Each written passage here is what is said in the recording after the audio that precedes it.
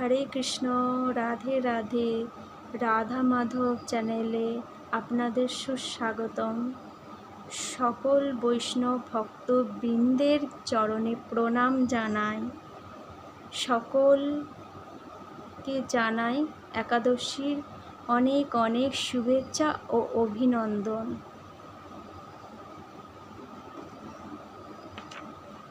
আজকে আমি আপনাদের সকলের জন্য কামিকা একাদশীর মাহাত্ম্য নিয়ে চলে এসেছি।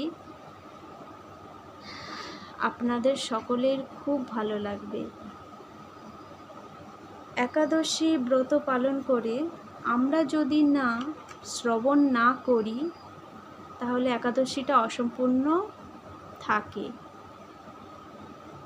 সেজন্য পালন করার সাথে সাথে শ্রবণ করা, মাহাত্ম্য শ্রবণ করাটা খুবই গুরুত্বপূর্ণ।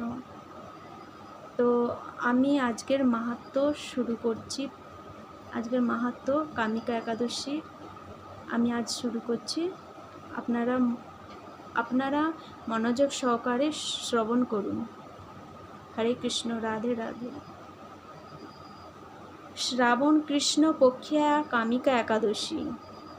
ব্রহ্ম বৈবর্ত পুরাণে যুধিষ্ঠির শ্রীকৃষ্ণ সংবাদে এই শ্রাবণ কৃষ্ণ পক্ষিয়া একাদশী মাহাত্ম্য দেখা যায়। মহারাজ যুধিষ্ঠিরের প্রশ্নের উত্তরে শ্রীকৃষ্ণ বলেছিলেন, একদা দেবর্ষি নারদের প্রশ্নের উত্তরে ব্রহ্মা বলেছিলেন, হে দেবর্ষে, শ্রাবণ মাসের কৃষ্ণপক্ষিয়া একাদশীর মাহাত্ম্য ও ব্রতের বিধান কি? তোমায় বলছি, শ্রবণ করো। ওই একাদশীর নাম কামিকা একাদশী। ইহা পালনে বাজপেয় যজ্ঞের ফল লাভ হয়। গয়া, কাশী, নৈমিষারণ্য, পুষ্কর প্রভৃতি তীর্থে বসবাস ও স্নানে যে ফল পাওয়া যায়, তৎসমুদয় ফল শ্রীকৃষ্ণ পূজার্চনে ও তদীয় গুণ মহিমা শ্রবণ কীর্তনে লাভ হয়।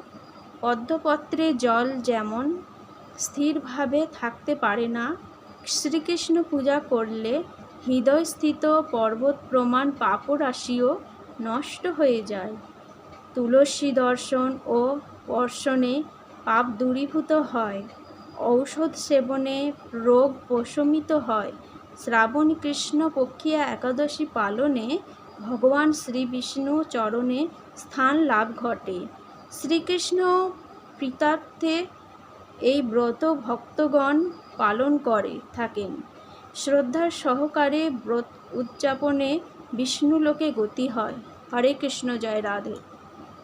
রাধে শ্যাম, রাধে রাস। সমাপ্ত